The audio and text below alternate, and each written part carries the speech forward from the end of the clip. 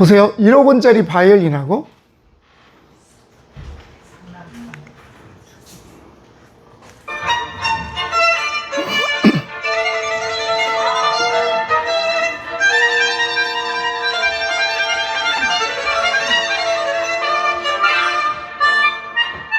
15,000원짜리 멜로디언하고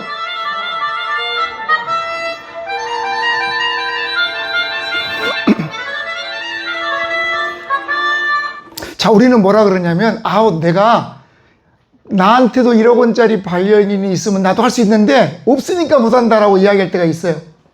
그렇지 않나요?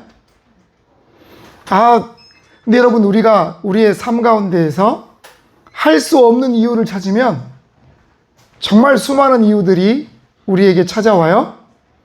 근데 15,000원짜리 멜로디언으로 가지고도 충분히 할 수 있잖아요. 또 봅시다. 자, 이 사람 보세요. 이분은 양손이 없어요. 근데 같이 연주를 하자는 거야.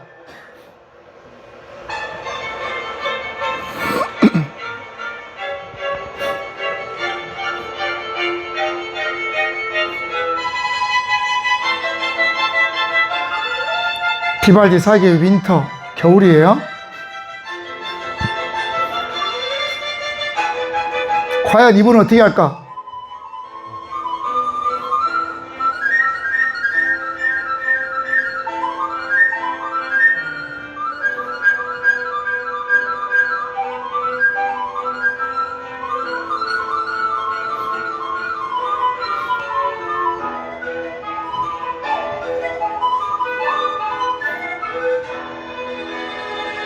자, 우리가 안 하는 건지 못 하는 건지 정직하게 우리 스스로에게 한번 물어보자는 거예요. 내가 안 하는 건지 못 하는 건지. 우리의 상식으로는 이분은 팸플롯을 불 수가 없어요. 아니, 저런 신체 조건으로 당연히 불 수가 없을 거라고 생각하는데, 그래서 모든 사람들이 포기했는데 그렇지 않잖아요. 우리가 못 하는 게 아니라 안 하는 거였구나. 사역도 마찬가지인 것 같아요. 여러분들이 못한다 라고 생각했던 모든 것들이 어쩌면 내가 안 하는 것일 수도 있다.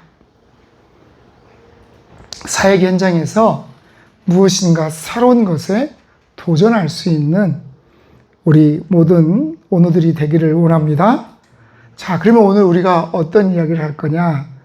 분열된 왕국의 이야기를 할 거예요. 왜냐하면 지난주까지 해서 하나의 왕국 이야기에 솔로몬까지가 끝났어요. 그러면 분열된 왕국의 이야기를 나눌 거잖아요. 자, 분열된 왕국은, 자, 보세요. 남유다와 북이스라엘에 있어요. 남유다는 아달랴를 포함하면 20명, 근데 저는 아달랴를 왕으로 치지 않기 때문에 19명의 왕과 북이스라엘에 19명의 왕이 있어요. 그런데 남유다는 한 번도 왕조가 바뀌지 않았다. 그리고 만약 반역이 일어나면 백성들이 그 반역을 다시 무력화시켜서 다윗의 후손들이 왕이 되었다. 그 중에 선한 왕은 몇 명이었다? 8명이었다. 그럼 거의 한 50% 가깝게 한 40 몇 %. 그런데 북이스라엘 왕조는 몇 번 왕조가 바뀌었어요? 9번의 왕조가 바뀌었다. 짧게는 1개월, 더 짧게는 7일.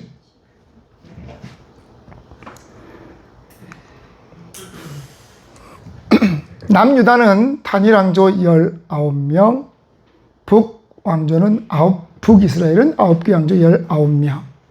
그리고 남유다는 BC 586년에 바벨론이 멸망하면서 두 나라로 나뉘어진 지 344년 동안 왕국이 유지가 됐고, 북이스라엘은 722년 멸망하면서 209년 동안 왕조가 지속되었어요. 수도는 어디였냐? 우리 잘 아는 것처럼 남유다는 어디예요? 예루살렘. 북이스라엘은 여로보암 시대는 어디에서 시작했어요? 세겜. 세겜하면 여러분 떠오르는 게 있어야 돼요. 세겜하면 아브라함이 가장 먼저 가나안 땅에 들어와서 제단을 쌓고 하나님 앞에 예배드렸던 곳이 세겜이고, 야곱이 야복강을 건너서 형 에서를 만난 다음에 베델로 가기 전에 잠깐 머물겠다는 것이 10년 동안 머물렀던 곳이 세겜이에요. 그리고 헤브론부터 세겜까지 계속해서 이어지는 길을 뭐라 그랬어요? 족장의 길이라 그랬어요. 족장의 길, 아브라함, 이삭, 야곱, 요셉이 걸어갔던 그 길. 여로보암 시대는 그 세겜이 수도였지만 오므리 왕조에서는 사마리아에 새롭게 수도를 건설했다. 자, 열왕기 상하 내용과 역대 상하 내용이 비슷한 게 계속해서 교차하지요. 그럼 열왕기 상하는 어떻게 쓰여졌느냐? 관점이 뭐예요? 관점이 선지자적 관점이에요. 선지자적 관점이라는 것은 그들의 죄를 낱낱이 보여주면서 그 죄에 대해서 회개를 선포했던, 그래서 다윗이 하나님 앞에 범죄했던 내용도 고스란히 그곳에 들어있는 게 열왕기 상하라면, 역대기 상하의 관점은 달라요. 역대기 상하는 포로로 잡혀갔던 이스라엘 백성들이 포로 귀환해서 예루살렘에 다시 돌아왔고, 그들이 우리의 하나님이 우리의 조상들을 어떻게 인도하셨는지를 다시 한번 기억할 수 있는 제사장적인 관점으로 기록했기 때문에 다윗의 실수라든지 그 기억도 있다 없다? 없어요. 우리 조상들을 이렇게 하나님이 사랑하셨고 우리 조상들이 이렇게 아름다운 모습으로 믿음의 선한 싸움을 싸웠다라는 것을 강조하고 있기 때문에. 자, 우리는 메인 줄기는 열왕기 상하를 살펴보는 거예요. 역대 상하는 옆에 사이드로 빠져 있어요. 처음에 여러분들 그랬던 그 그림이 기억나야 돼요. 그때 열왕기상 1장부터 11장까지는 누구에 대해서? 솔로몬 왕에 대해서. 그러면 다윗하고 사울은 어디서 등장해요? 사무엘 상하에서 등장하는 거예요. 열왕기상으로 딱 넘어오면서 열왕기상 1장부터 11장까지는 솔로몬에 대한 이야기가 나오고, 솔로몬이 죽었어.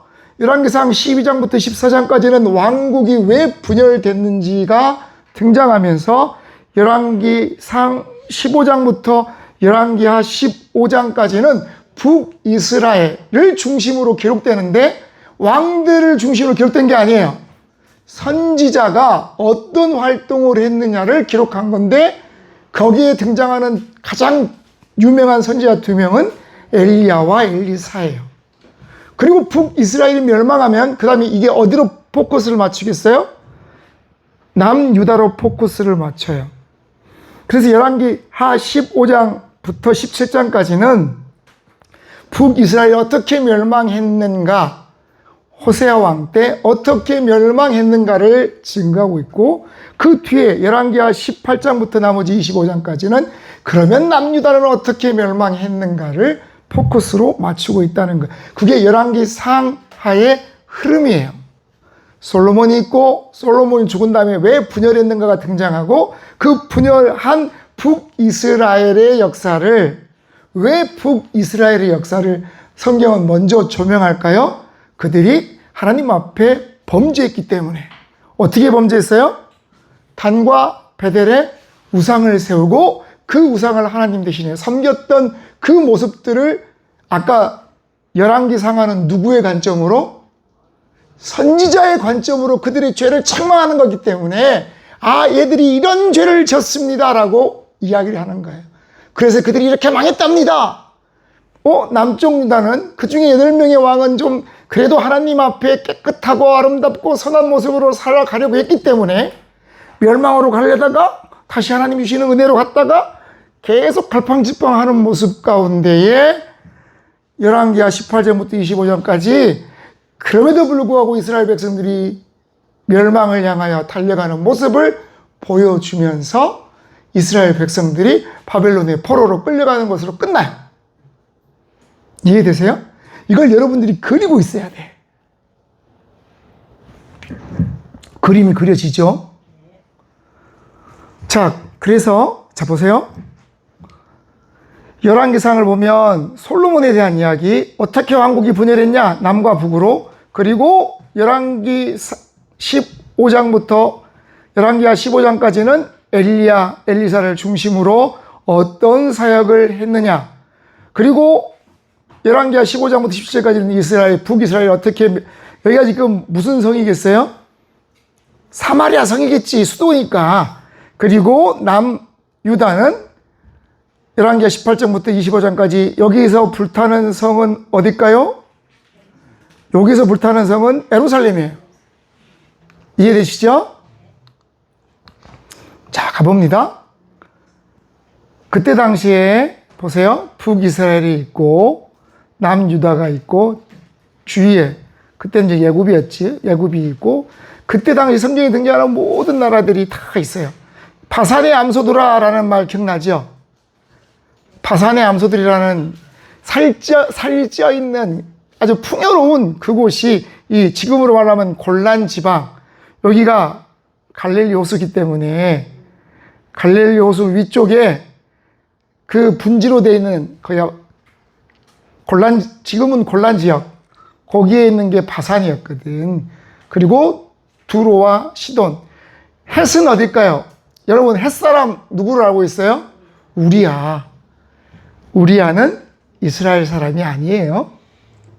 그리고 우리가 그 왕조를 비교해 보자면, 선한 왕은 파란색이고 악한 왕은 붉은색이고, 단명하거나 여왕은 회색인데, 그 중에 이제 잘 나가다가 하나님 앞에 마지막 순간에 범죄한 왕들도 많이 있다. 여호람은 누구의 사위예요? 아합의 사위예요. 아합의 딸 아달랴와 결혼했는데, 이 아달랴가 다윗의 자손들을 다 죽이고 자기가 여왕이 되잖아. 그치요?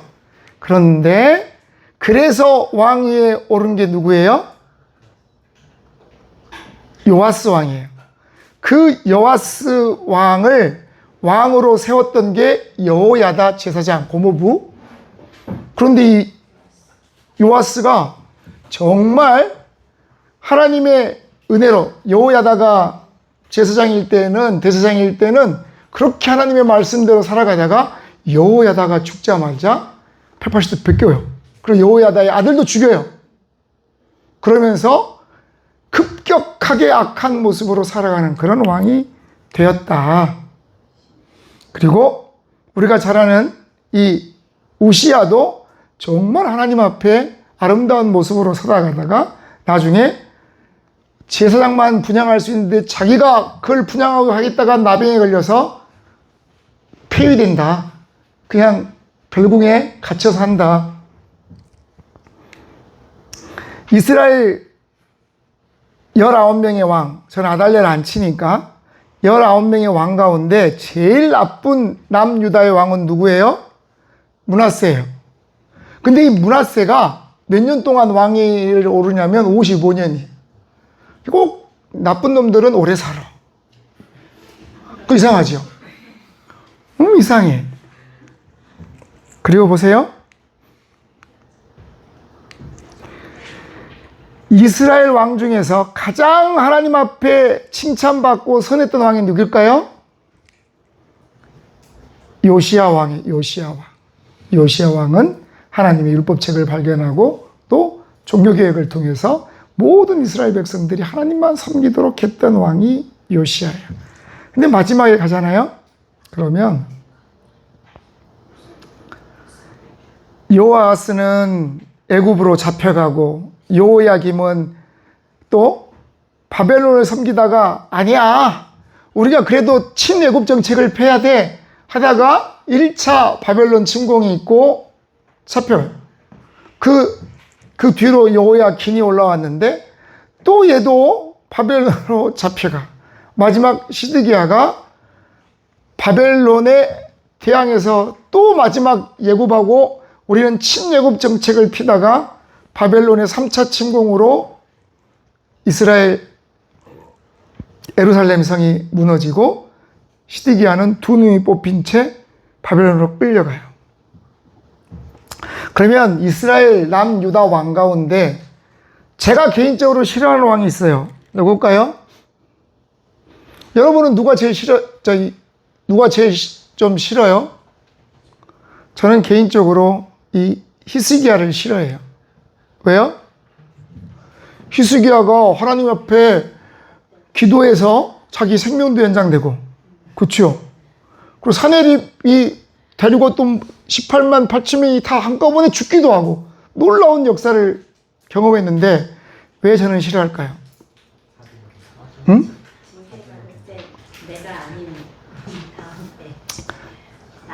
죽었다가 살았잖아. 죽을 뻔했는데 살았어. 그랬더니 바벨론 사신들이 와가지고 왕이시여 축하합니다 막 이러니까 왕 위에 있는 모든 보물을 보여줘요. 그랬더니 그것 때문에 이스라엘은 이 예루살렘은 반드시 함락될 것이다, 멸망당할 것이다 라고 이야기하니까 뭐라고 그래요? 딱 한마디요. 나 때만 아니면 돼. 여러분, 이건 너무너무나 무책임한 말이에요.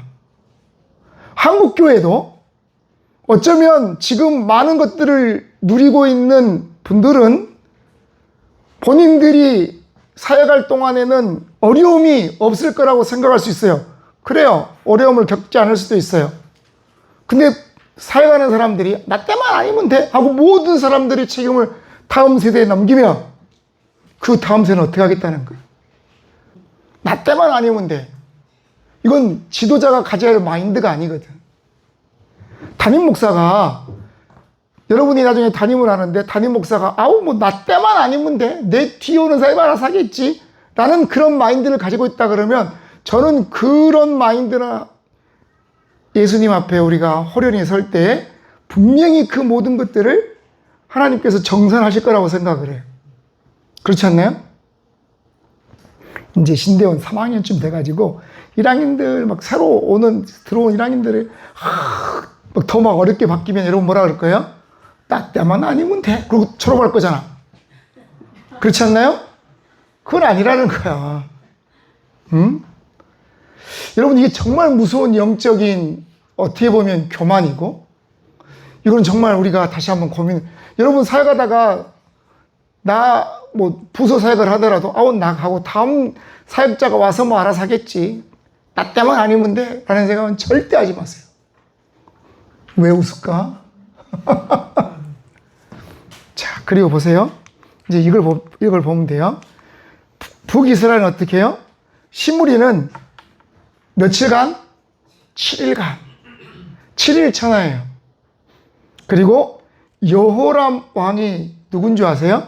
우리가 잘 아는 왕이에요. 나만 장군이 찾아왔던 때의 왕이 여호람 왕이에요. 이해되시죠? 그리고 밑에 이 살로몬 1개월 동안 왕을 합니다.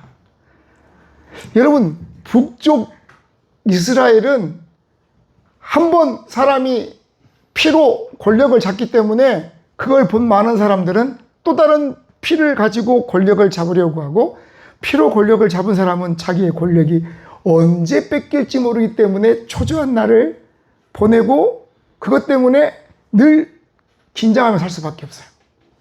남쪽 유다는 어떻게 해요? 그러니까 다윗이 사울을 자기 손에 피를 묻히며 죽이지 않아요. 만약 다윗이 사울을 자기의 손으로 죽이고 왕의 자리에 올랐다고 쳐요. 그러면 다윗은 그때부터 계속해서 또 다른 모반이나 또 다른 암살의 위협 가운데 두려워 살았을 수 있어요. 이해되세요? 자, 봅시다. 우리가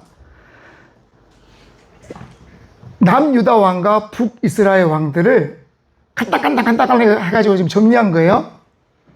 한번 들어볼게요. 솔로몬 왕이 죽은 후 하나님의 백성이 둘로 나뉘었어요. 앞으로 350년 동안 39명의 왕이 통치할 것입니다. 북이스라엘에는 19명의 왕, 남유다는 저는 19명이라고 생각을 해요. 아달랴가 아니라고 생각하니까. 으로 너희를 때렸다면 나는 정갈로 때리겠다.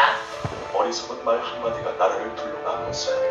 교만은 파멸의 시작이에요. 그 리더는 말을 참 조심해야 돼. 2년 동안만 왕이었어요. 어디든 리더는 말을 조심해야 돼. 하나님을 온전히 따르지 않았습니다. 이 땅에서 모든 우상을 제거하라. 우리는 하나님만 섬긴다. 아사는 41년 동안 선한 왕이었어요. 하나님을 찾는 자에게 복을 주신답니다. 이제 북이스라엘을 볼까요?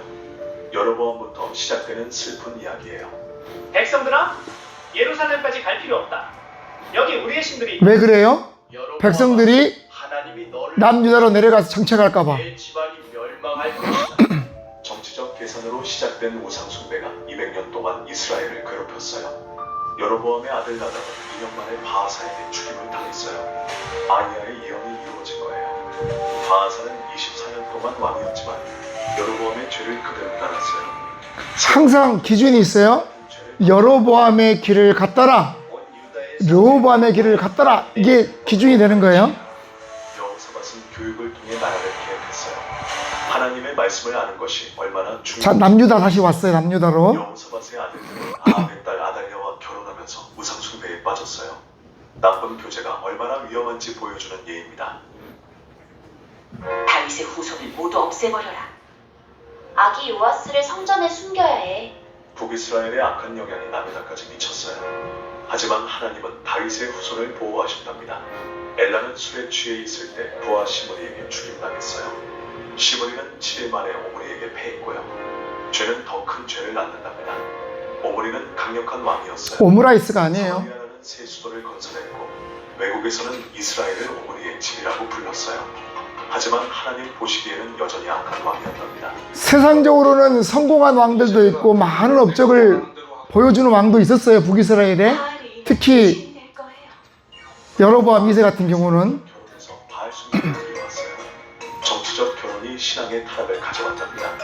이스라엘의 하나님 여호와께서 살아 계심을 두고 맹세하노니 자, 북이스라엘의 가장 악한 왕이면서 스토리의 많은 부분을 차지하고 있는 왕은 누굴까요? 아합 왕이에요. 아합 왕은 누구랑 계속 대립관계를 벌려요? 엘리야 선지자와 계속해서 대립관계를 벌리는 걸 볼 수 있어요. 내 말이 없으면 몇 해 동안 비도 이슬도 있지 아니하리라. 너희가 언제까지 두 사이에서 머뭇거리겠느냐? 여호와가 하나님이면 그를 따르고 바알이 하나님이면 그를 따르라. 아려 우리에게 응답하소서. 아려 우리에게 응답하소서. 갈멜산 얘기하는 게 지금. 아브라함과 이삭과 이스라엘의 하나님 여호와요. 여호와가 하나님이시로다. 여호와가 하나님이시로다. 나보사 내 포도원을 내게 팔라. 여호와께서 나를 금하사 조상들의 유산을 왕에게 주지 못하게 하시나이다. 이스라엘 골짜기에 가보면 이제 나봇의 포도원도 아합의 왕궁터에 가면 보여요. 아합의 집안이 멸망하리라. 아합의 아들 아하시아는 1년 만에 다락방에서 떨어져 죽었어요. 하나님의 심판이 시작된 거예요. 이스라엘의 하나님 여호와께서 말씀하시되 내가 너에게 기름을 부어 여호와의 백성 이스라엘 서로 다른 이름으로 등록되어 있으나 등장하지만 동일한 왕이 있어요. 요람.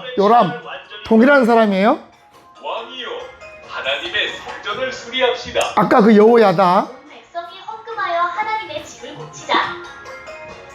요아스는 7살의 왕이 되었어요. 이랬던 요아스가 여호야다가 죽자마자 살아있을 때는 선했지만 나중에 바로 타락했답니다. 180도 밖에. 그 여자를 창에서 던져라. 예후는 아합의 지방과 바알 숭배자들을 모두 이 처벌했어요. 에우에게 기름 부어준 사람이 누구예요? 그대로 두었답니다. 반쪽 엘리사가 그 제자를 보내서 에우에게 기름을 부어줘요. 요아스는 아람의 침입으로 큰 고통을 받았어요. 그제서야 하나님께 부르짖었지만 너무 늦었답니다. 활과 화살을 가져오라. 아람을 치라.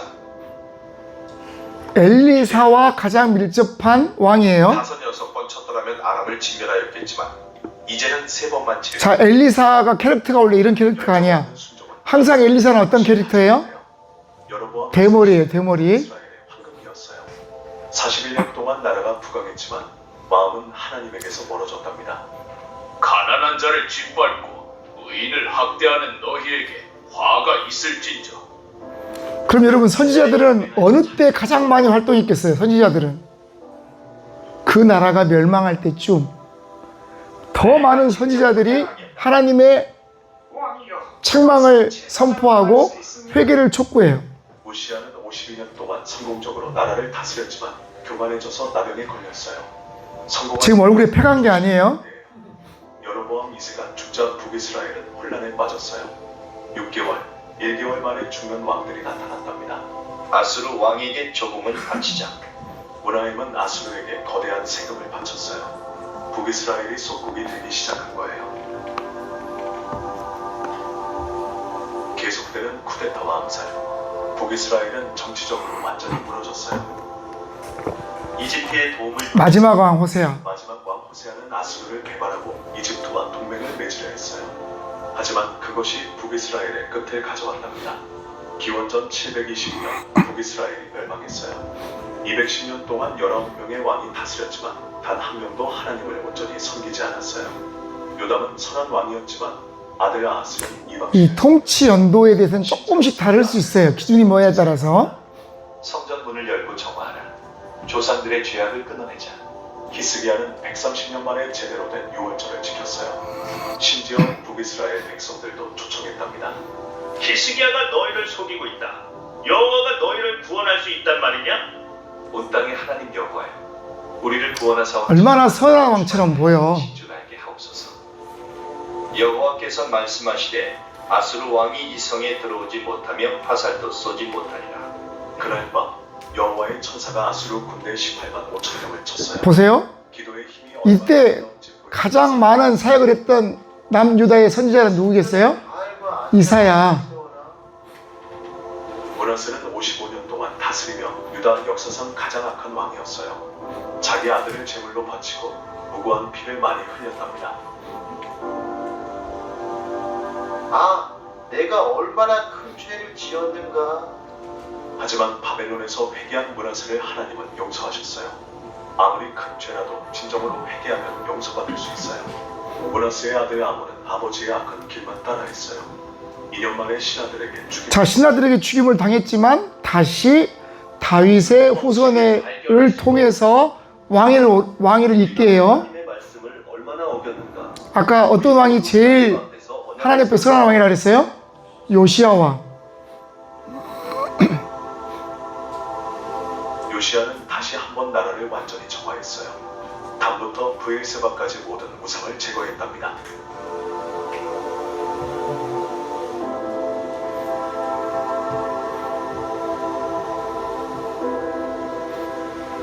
마지막 시드기야까지. 요시아가 죽은 후 마지막 네 왕들은 모두 바벨론의 속국이었어요.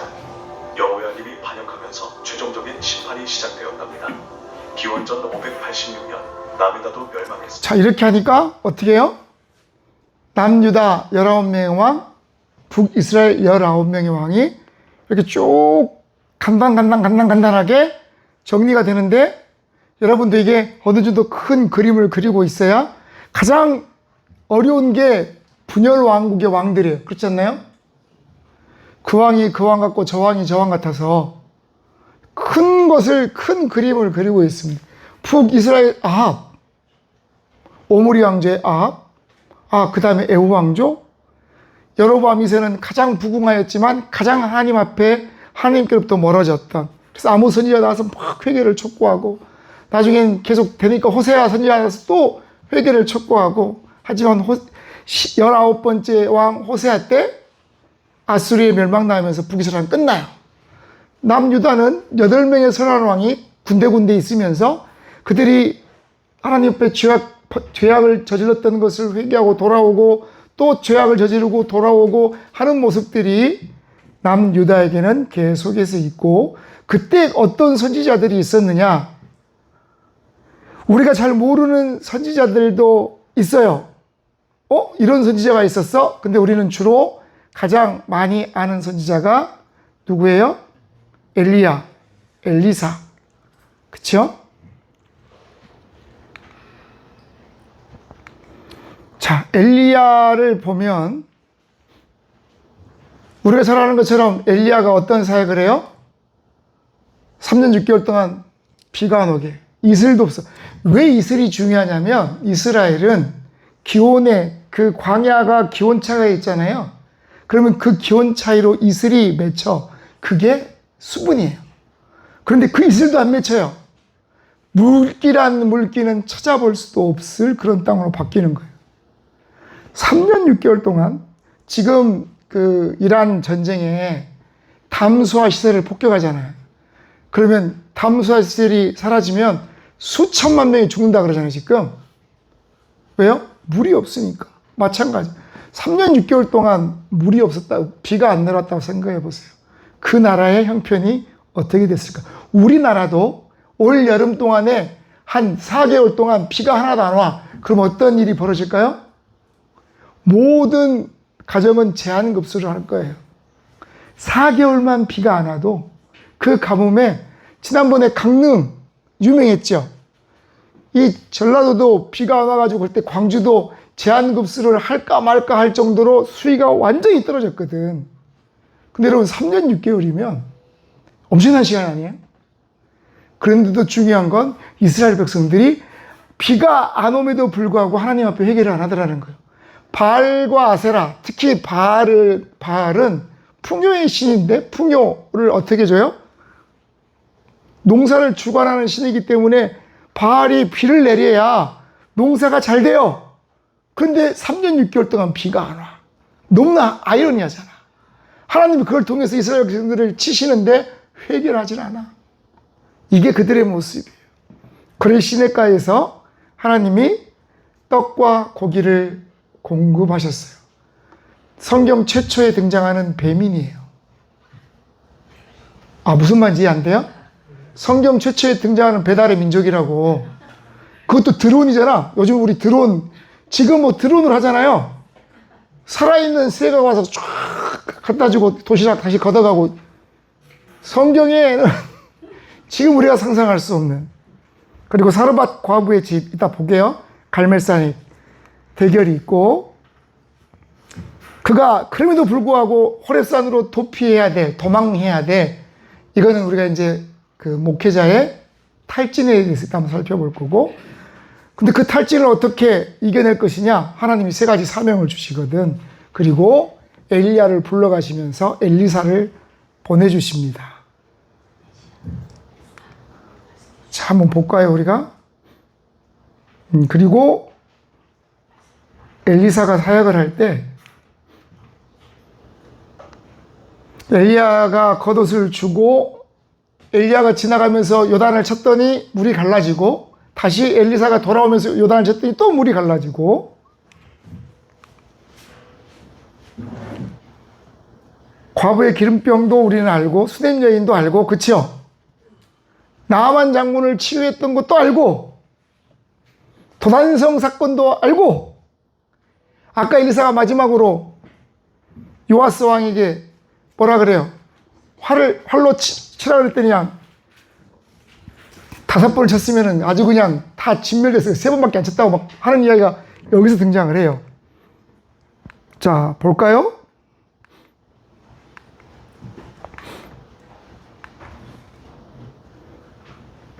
항상 시간이 조금 아쉬워서. 자, 선지서는 분량에 따라서 대선지서와 소선지서로 나눕니다.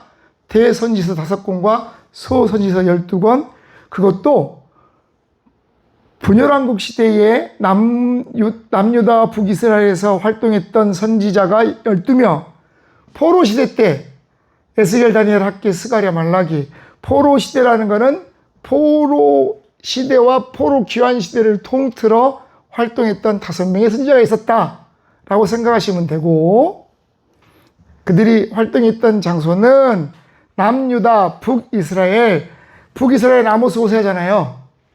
그리고 에돔을 향하여서, 아수르를 향하여서, 또 바벨론에서 사역했던 선지자들이 등장합니다. 자, 여로보암. 나는 초대왕 르호보암 시대에 약 3년 동안 엄청난 부흥이 일어나게 됩니다. 이 부흥은 북이스라엘의 여로보암이 금송아지를 만들었을 때 발생했습니다.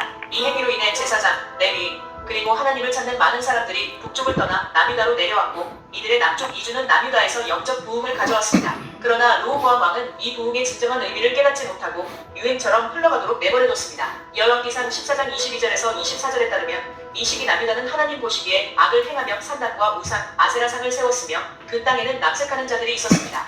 이는 당시 가나안의 종교적 관행과 연결되어 있으며 특히 건기에 비를 구하기 위한 의식과 관련이 있었습니다. 결국 남유다의 르호보암은 과거의 부흥의 모습은 잃어버린 채 죄악의 길로 들어서게 됩니다. 우리는 현실에 안주하지 않고 하나님의 뜻을 분별하며 그분의 길을 따르는 믿음의 사람들이 되어야 교회가 부흥할 때는 여러 가지 원인이 있지만 우리의 부흥의 모습에 너무 자만해서도 안 되며 항상 우리를 돌아보고 하나님께서 원하시는 말씀을 자 보세요. 보통 교회가 부흥할 때 수평이동이 있어요. 특히 주위에 큰 교회들이 분란을 겪을 때 자동적으로 수평이동하는 교회들이 있어. 교인들이. 그러면 그렇게 이동하는 교인들이 갑자기 막 교회가 그래서 부흥을 하면 하나님께서 어쨌든 여러 가지 이유로 이 교회에 모아주신 성도들을 더 믿음이 성장할 수 있도록 섬겨야 되는데 때로 우리는 야 내가 목회를 잘하네 라고 교만해지기 쉽다는 거예요. 누가 그랬어요? 르호보암이 그랬어. 여로보암이 단과 베델의 우상을 섬기면서 이게 우리 하나님이다 선포하니까 믿음 있는 사람들 이거는 우상입니다 라고 외쳤던 사람들은 다 남유다로 내려왔어요. 그럼 어떻게 돼요? 남유다의 사람들이 점점 늘어나니까 르호보암 생각하기에는 내가 임금으로 통치를 잘하니까 백성들이 늘어난다고 생각하면서 교만에 빠졌다. 그게 르호보암이 하나님 앞에 죄악을 짓는 첫 걸음이 되었다. 자, 여로보암은요? 931년 북이스라엘이 설립되고 후대왕 여로보암은 돌이킬 수 없는 큰 죄를 짓게 됩니다. 그는 북이스라엘의 백성들이 남유다의 그래서 성경에 기준이 있어. 여로보암의 길로 갔더라. 다윗의 길이 있고 여로보암의 길이 있어요. 북이스라엘의 제사장과 레위인은 반발하여 남유다로 이주하게 되었습니다. 결국 세대가 지나면서 하나님을 섬기는 방법과 제사의 진정한 의미를 알려줄 사람이 사라졌습니다. 이러한 무지와 오해가 결국 제사장들과 레인이 사라지니까 어떻게 예배드려야 될지를 몰라 아무도. 여로보암의 길로 갔다는 표현으로 이 죄의 심각성을 계속해서 이야기합니다. 자, 그가 왕이 되어서 제일 먼저 실행한 정책은 남유다로부터 완전한 종교적 독립 유지였습니다. 여로보암이 왕이 되었을 때 율법을 그대로 지키게 되면 적어도 1년에 3번씩 왜요? 성전이 있는 예루살렘에 가서 하나님 앞에 자기를 보여야 되기 때문에. 근데 내려갔다가 안 올라올 수도 있겠다는 생각을 하는 거예요 지금. 1년에 3번 곧 무교절과 칠칠절과 초막절에 내 하나님 여호와께서 택하신 곳에서 여호와를 배울 때 빈손으로 여호와를 배웁지 말고, 이 구절에 분명히 이르길 빈손으로 여호와를 배웁지 말라고 되어 있습니다. 여기 지금 단이에요, 단. 명절 때마다 북이스라엘 사람들이 남유다의 예루살렘으로 제물을 들고 가야 하는 상황이었던 것입니다. 그래서 여로보암은 남유다로 내려가는 국경을 폐쇄하고 금송아지를 만들어 단과 저 뒤에 있는 두었습니다. 열왕기상 12장 뒤에 이렇게 금속으로 되어 있는 게 제단을 형상해서 만들어 놓은 거. 금송아지를 만들고 무리에게 말하기를 너희가 다시는 예루살렘. 자, 르호보암과 여로보암이 이렇게 갈려서 서로 다른 이야기들을 시작합니다. 그때 오므리 왕조에 아합이라는 왕이 등장을 해요. 그리고 아합의 왕인 이세벨. 그때 당시까지는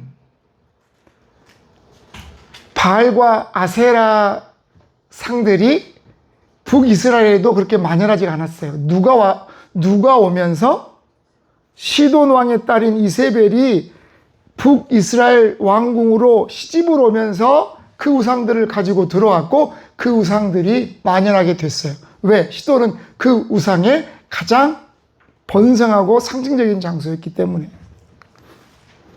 자, 두 명의 선지자를 중심으로 말씀한다 그랬잖아요. 한 명은 엘리야, 한 명은 엘리사. 근데 우리가 엘리야와 엘리사를 잘 아는 것 같은데 때로는 잘 모를 때에서 정리해 줄 필요가 있어요. 엘리야는 요단 동편, 요단 서편이 가나안 땅이잖아요.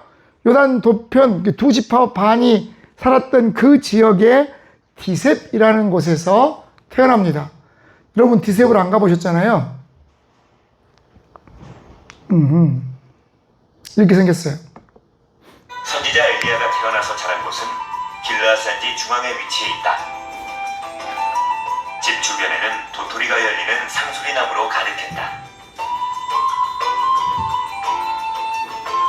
약 2900년 전 엘리야가 살던 집은 이제 집터만 남은 채. 근데 여러분 여기에 그 엘리야 집이었을 거다라고 추정하는 거지, 누가 2000몇 년 전 가본 사람이 없기 때문에 딱 이 집이었다 이건 아니에요. 우리나라 역사 유적지가 똑같은 거예요. 기념하는 게 훨씬 더 많아요. 볼까요? 이스라엘은 어두운 시기를 지나고 있었습니다. 아합 왕과 그의 아내 이세벨은 백성들을 이끌어 바알 신을 섬기게 했습니다. 그들은 바알을 위한 신전을 짓고 하나님의 선지자들을 핍박했습니다. 바알 숭배는 단순한 우상 숭배 이상이었습니다. 이곳이 사마리아였다. 오므리 왕조부터 사마리아를 수로 삼았기 때문에 바알 신전에서는 종종 성적 의식과 성적 의식은 성전에서 활동했던 창기들을 성창이라 그래요. 이스라엘이 다른 신들을 섬기지 말라고 명령하셨기에 바알 숭배는 하나님과 이스라엘 사이의 언약을 직접적으로 위반하는 것이었습니다.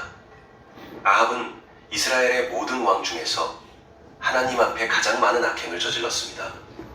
그는 아세라 목상을 만들었고 이전에 어떤 이스라엘 왕보다 심하게 하나님의 분노를 일으켰습니다. 그때 누가 등장할까요? 선지자가 나타났습니다. 그의 이름은 엘리야였습니다. 그는 담대하게 왕궁으로 들어가 양 옆에 있는 나무가 감람나무예요. 엘리야는 강인하고 담대한 목소리로 외쳤습니다. 내가 섬기는 이스라엘의 하나님께서 살아계심을 두고 맹세합니다. 제가 말씀드리기 전까지는 앞으로 몇 년간 비도 이슬도 내리지 않을 것입니다. 엘리야는 하나님의 심판을 선포했습니다.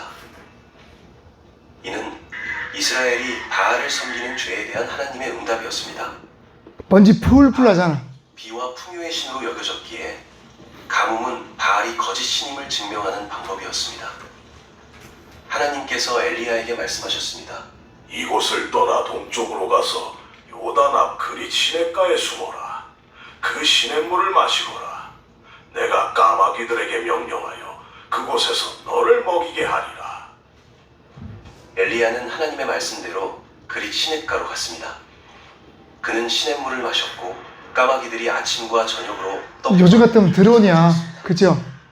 하지만 가뭄이 계속되자 시냇물이 마르게 되었습니다. 하나님께서 다시 엘리야에게 어디를 가라 그러세요? 엘리야를 어디로 가라 그래요?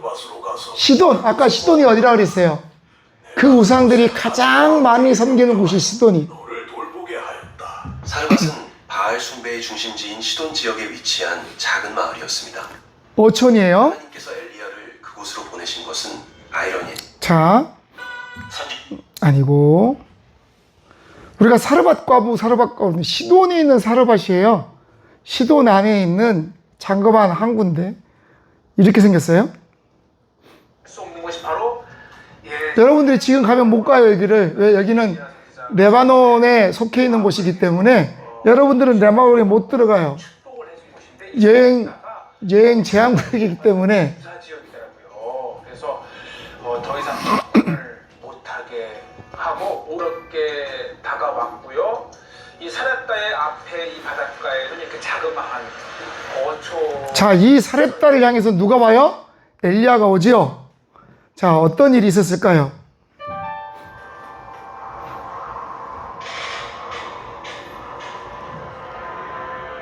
엘리야 시대에 이스라엘에서 있었던 일들에 대해서 3년 6개월 동안 비가 내리지 않았다.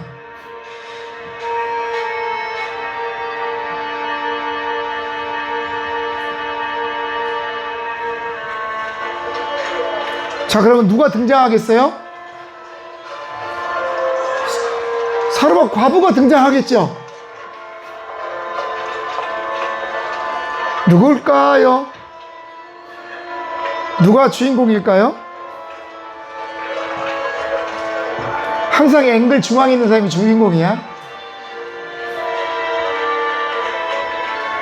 아마 이 여인은 아우 내가 시장에 가서 일이라도 해볼까?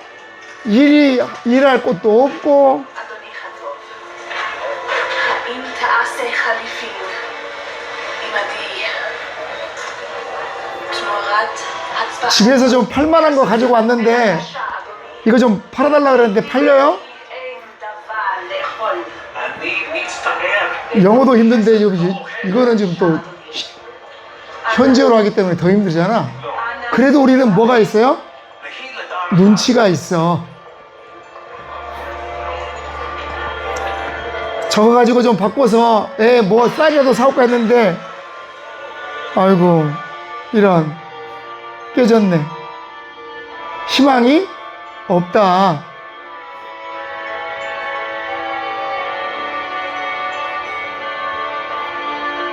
그럼 어떻게 해요? 다시 집으로 돌아가겠죠?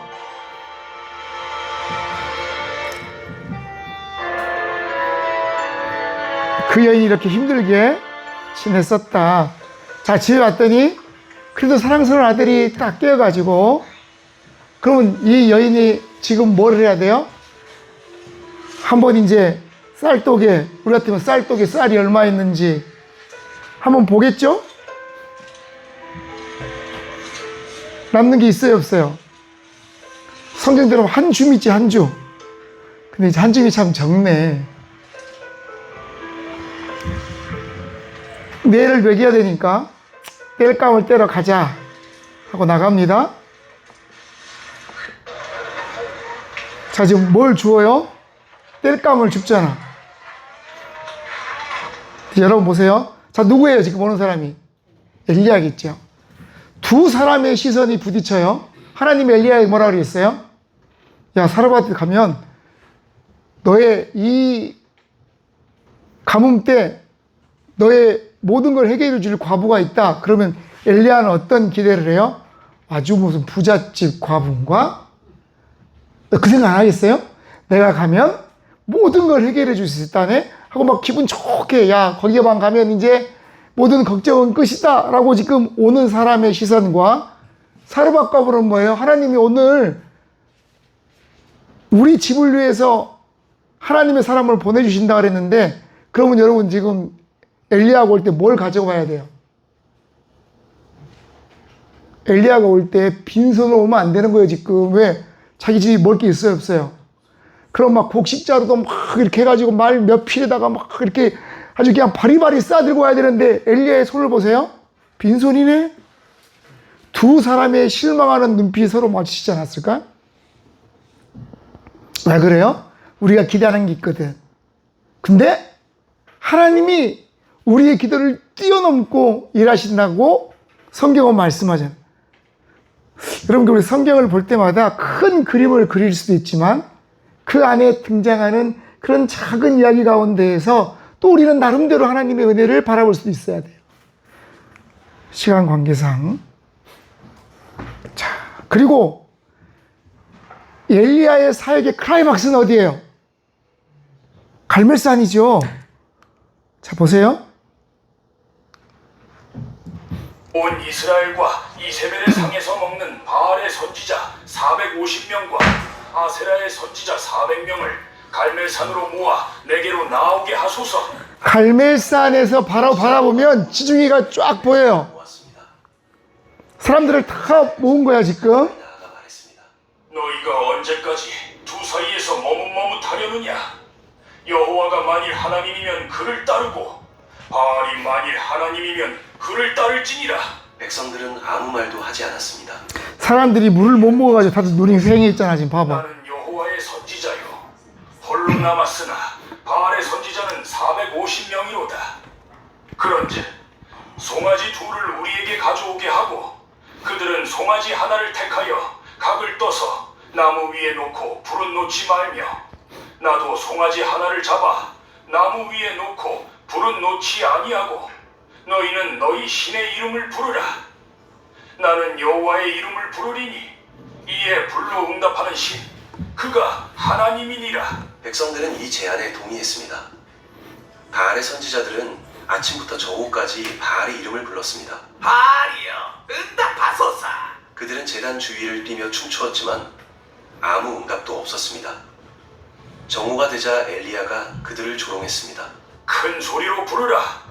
그가 신인즉 묵상하고 있는지 혹은 잠깐 나갔는지 혹은 길을 행하는지. 자, 결론이 어떻게 됐어요? 결론이. 갈멜산에서 결론이 어떻게 됐어요? 결론이. 바알과 아세라를 섬기는 850명의 그 선지자들은 아무것도 한 일이 없고 하나님께서 엘리야를 통하여서 불로 응답하셨죠. 여러분 이거 너무너무 여러분 생각해보세요. 850대 1 우리가 17대 1까지는 들어봤어. 그렇잖아요.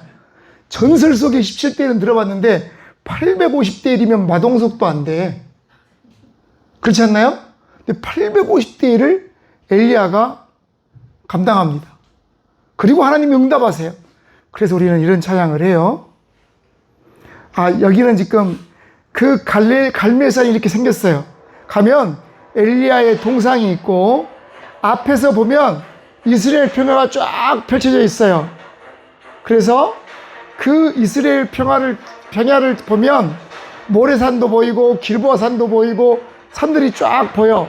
그리고 갈멜산 뒤를 쫙 보면 지중해가 보이고 갈멜산 아래에 기손 시내가가 쫙 흐르는 게 보여.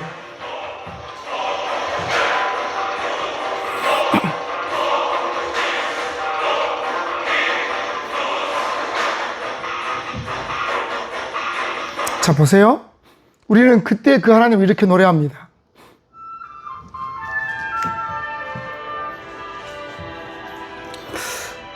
우리가 갈멜산 꼭대기에 올라서 이 체험을 해야 되는데 그렇지 않을까요?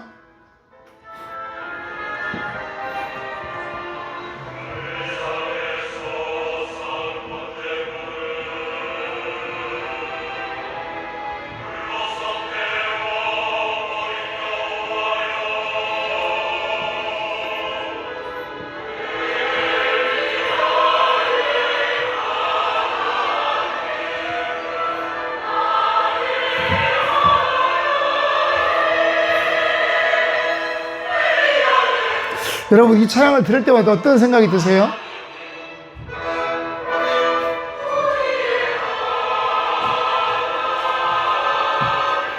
그럼 어때요? 막 내가 너무너무 기뻐. 모든 걸 할 수 있을 것 같아. 야, 내가 진짜 막 산아 움직여라. 그러고 막 태산도 막 움직일 수 있을 것 같아. 누가 그랬겠어요 지금? 엘리야가. 근데 보세요. 엘리야가 너무너무 기뻐가지고 야 이제는 크게 분노했습니다. 이세벨도 회개하겠구나 그랬는데 결과가 뭐예요? 너 죽어! 그러잖아요. 도망가는 거야. 거기서 그의 족을 남겨두고 하룻길을 더 광야로 들어갔습니다. 그는 로덴 나무 아래 앉아 죽기를 구했습니다. 하나님, 이제 충분합니다. 제 생명을 거두어 주십시오. 저는 제 조상들보다 나을 것이 없습니다. 엘리야는 광야에서 40일간의 여정 동안 자신의 사명과 두려움에 대해 깊이 생각했습니다. 한때는 담대하게 450명의 바알 선지자들 앞에 섰던 그가 이제는 한 여인의 위협에 도망치고 있었습니다. 자, 왜 이럴까요? 우리는 이거를 탈진이라고 불러요. 여러분, 우리가 목회를 하다가 사명을 감당하다가 탈진할 때가 분명히 찾아와요. 항상 기쁘고 항상 즐겁고 항상 생생하고 그럼 얼마나 좋아. 그런데 내가 아무리 기도하고 아무리 눈물을 흘리고 아무리 노력을 해도 변하는 게 없어. 1월 첫째 주에 애들이 10명이 모였는데 어라? 지금은 더 떨어졌네? 나도 열심히 한 만큼 했는데 왜 이러지 하는 마음이 들 때가 있어요, 없어요? 있다는 거예요. 그렇게 믿었던 그 장로님 집 애가 주일날 뭐 학원 간다고 안 나와버리고, 뭐 그러면 우리가 마음 가운데 너무너무 힘들잖아. 왜 목회자들은 탈진을 하는 걸까? 여러분 그걸 기억하세요. 쉬는 것도 사역이에요. 무조건 일한다 그래서 그게 여러분들의 사역에 도움이 되는 게 아니에요. 쉴 때 잘 쉬는 것도 사역이다. 볼까요?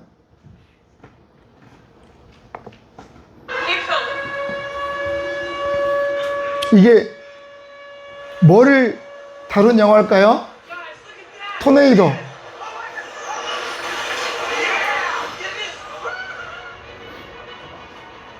저기 하면 빨려들어가면 어떻게 될까요? 막 건물이 날아가잖아.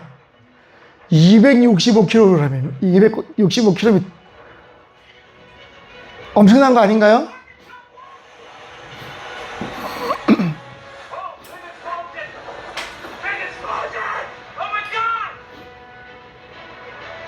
저런 토네이도가 지나가면 마을 하나가 쑥대밭되는 거예요. 우리 마음에 탈진은 어느 날 갑자기 토네이도처럼 다가올 때가 있어요.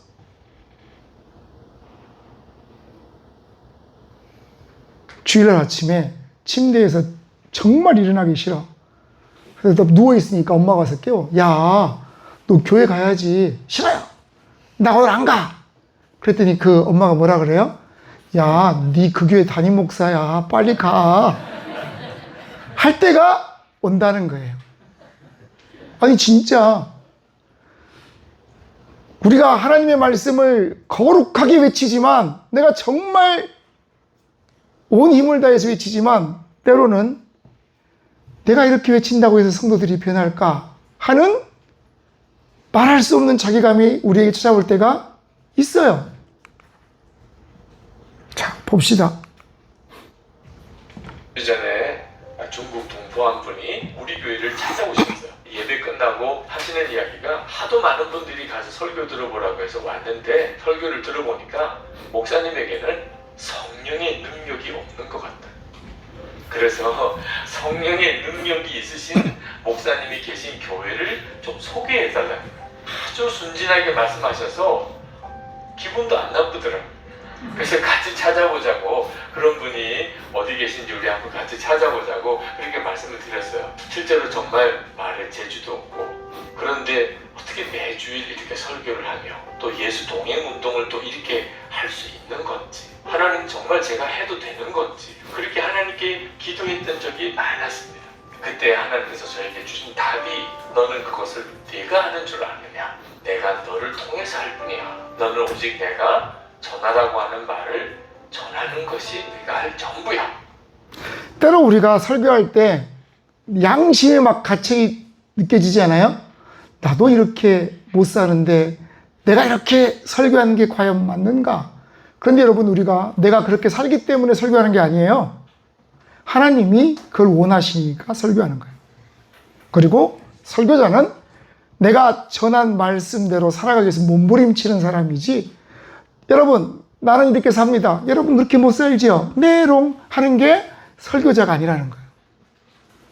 이게 바뀌면 우리의 때로는 탈진하는 그때에도 우리가 다시 일어설 수 있는 힘이 있을 줄 믿습니다. 힘을 내십시오.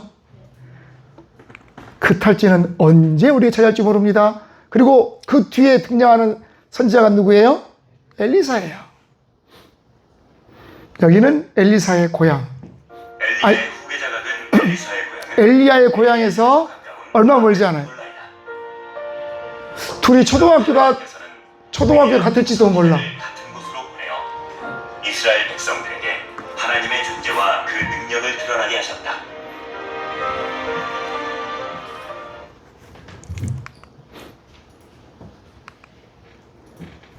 엘리사는 구약 성경에 등장하는 인물로 특히 열왕기상과 열왕기하에서 주요 역할을 합니다. 그는 엘리야의 제자이자 후계자로 이스라엘 북왕국에서 활동한 선지자입니다. 엘리사를 통해 일어난 기적들은 다양하고 광범위한데, 엘리사가 여리고에 머무는 중 여리고의 독한 물에 소금물로 3그릇에 담아 독한 물에 근원에 부어 깨끗한 물로 정화시켰고, 한 과부가 채무자에게서 아들을 지키기 위해 엘리사에게 도움을 청했을 때 엘리사는 그녀가 가진 조금의 기름으로 많은 기름을 만들어내어 빚을 갚고 자신과 자녀들이 생계를 유지할 수 있도록 했습니다. 또한 수는 여인의 아들이 죽자 엘리사는 기도와 신체 접촉을 통해 그 아이를 살려냈습니다. 그리고 적국 아람의 장군 나아만이 나병으로 고통받을 때 엘리사는 그에게 요단강에서 7번 씻으라고 지시하여 그의 나병을 치유하는 하나님의 기적을 일으켰습니다. 자, 엘리야도 죽은 아들을 살렸고, 그죠? 엘리사도 죽은 아들을 살렸어. 근데 이게 어떻게 틀리느냐? 사르밧 과부 아시죠? 아까 사르밧 과부를 봤잖아요. 이 아들이 갑자기 죽네? 그랬더니 어떻게 해요? 엘리야가 그 죽은 아들을 살려냅니다. 그럼 엘리사는 뭐냐? 수넴 여인은 원래 애를 못 낳았어. 그런데 엘리사가 기도해 줌으로 수넴 여인이 애를 낳았어요. 얼마나 기쁨이야. 근데 갑자기 그 아이가 아이고 머리야, 아이고 머리야 죽는 거야. 아니 수넴 여인은 아니 하나님 이렇게 데려가실 것 같으면 차라리 주시를 말든지. 여러분 그 생각 안 들어요? 아니 지금 이게 뭐 하시는 겁니까? 그때 엘리사가 다시 그 아들을 살린다는, 두 개가 좀 틀려요, 케이스가. 근데 막 헷갈리는 거예요. 막 짬뽕이 돼가지고 우리는 이런 것들은 다 좀 정리를 해야 돼요. 여리고에 가면 엘리사의 샘이 있어요. 근데 그 샘이 뭐 멋있는 곳이 아니에요. 봐보세요. 그냥 지금도 그 샘은 저 안에서부터 지금은 건물로 만들어서 그 샘의 근원이 있지만 그 물이 지금도 흘러서 여리고에서는 식수로 지금도 써요. 근데 원래 여기가 써서 못 먹는 물을 엘리사가 소금을 뿌려서 다시 정화시켰다. 엘리사의 샘 그러니까 막 멋있을 줄 알았죠? 그렇게 멋있는 건 아니야. 또 볼까요? 또 엘리사의 사역 가운데 클라이막스가 있어요. 어떤 게 있어요? 도단성에 게하시아와 함께 살고 있는데 어떻게 해요? 그 도단성을 에워쌌어요. 아람 군대가. 게하시아 봤더니 오 엘리사 선지자 우리 죽었습니다. 그러니까 엘리사가 뭐라 그래요? 하나님 앞에 기도하죠. 눈을 들어 우리와 함께하는 불병거와 불말을 보라. 어떤 일이 있었을까요?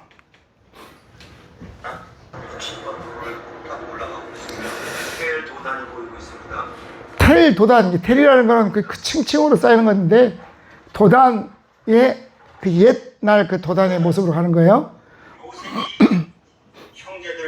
그리고 도단은 또 어디예요?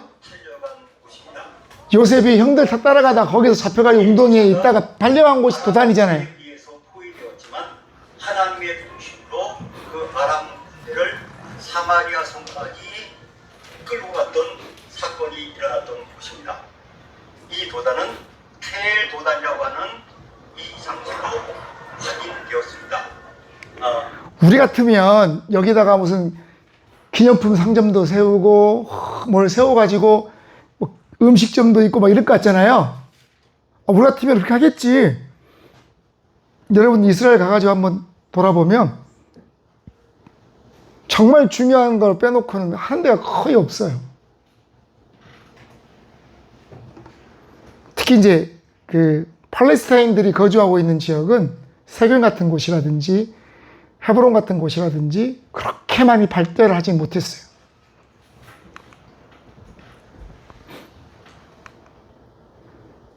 자, 그리고 아까 우리가 살펴봤던 누구요? 여호사밧은 아주 유명한 믿음의 고백을 합니다. 뭐라고 해요? 전쟁은 누구에게 속했다 그래요? 여호사밧이 하나님께 속해 있다. 1944년 6월 이 영화 이름이 뭘까요? 라이언 일병 구하기. 잠시 후 지옥 같은 전쟁을 치러야 하는 레인저 대대의 밀러데이. 왜 라이언 일병 구하기가 유명한 영화가 됐어요? 너무 리얼하게 잘 만들었거든. 이제 포탄을 피해 갈 수 있나 우리가?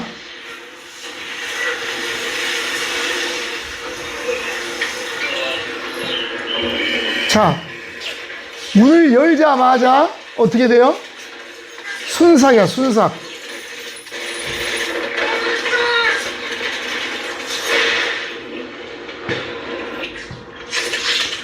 자, 이제 고증을 하자면 총알은 물에 들어가는 순간 힘을 확 잃어요. 물이 밀도가 있어서 저항을 하기 때문에 들어가는 순간 이거 영화처럼 휙 뚫고 지나가면서 물속에 있는 사람을 살상을 못해요. 하지만 전쟁의 참상이 무섭습니다.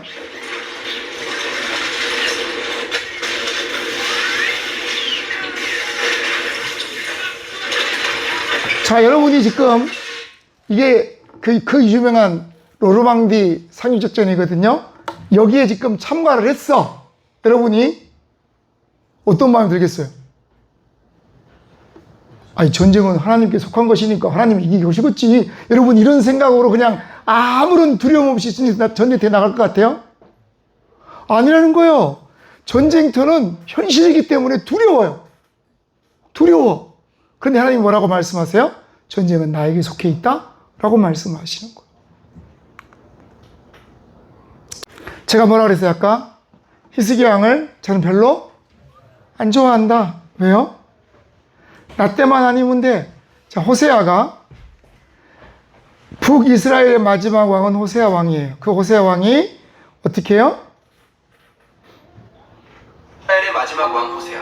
호세아는 정치적 혼란 속에서 이스라엘의 마지막 왕으로 즉위했습니다. 평화를 유지하기 위해 호세아는 아시리아의 왕 살마네셀에게 공물을 바친 반면 호세아는 아시리아의 통제를 벗어나기 위해 비밀리에 이집트와 동맹을 맺으려 했습니다. 그러나 살마네셀이 호세아의 배신 무섭게 생겼죠? 그는 경노하여 무섭게 생겼어. 수도 사마리아를 3년 동안 포위했습니다. 결국 사마리아 성은 아시리아에 함락되어 호세아는 감옥에 갇혔으며 아시리아인들은 이스라엘 백성을 추방하여 그들을 제국 전역에 흩어놓았습니다. 자, 아수르의 식민 정책은 그곳에 있는 사람들을 흩어버리는 거예요. 그리고 다른 곳에 있는 사람들 이주시켜가지고 혼혈 민족을 만들어요. 그래서 10개 지파, 북이스라엘의 10개 지파는 사라졌고 나중에 그들을 뭐라고 불러요? 사마리아인이라고 불러요. 유대인들은 사마리아인을 이스라엘 백성으로 취급을 안 해요. 왜요? 혼혈족이잖아.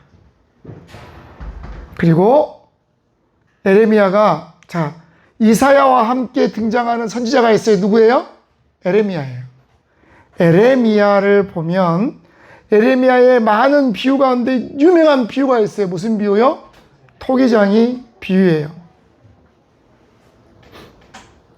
토기장이 비유는 이렇게 생각하면 돼요. 어머니도 월급 옛날에 제가 제목은 잘 모르겠는데 우리가 지불하니까 이 집사가 빠지자면 물 한 잔. 기싸움을 하는 거야 이제. 안 그래요?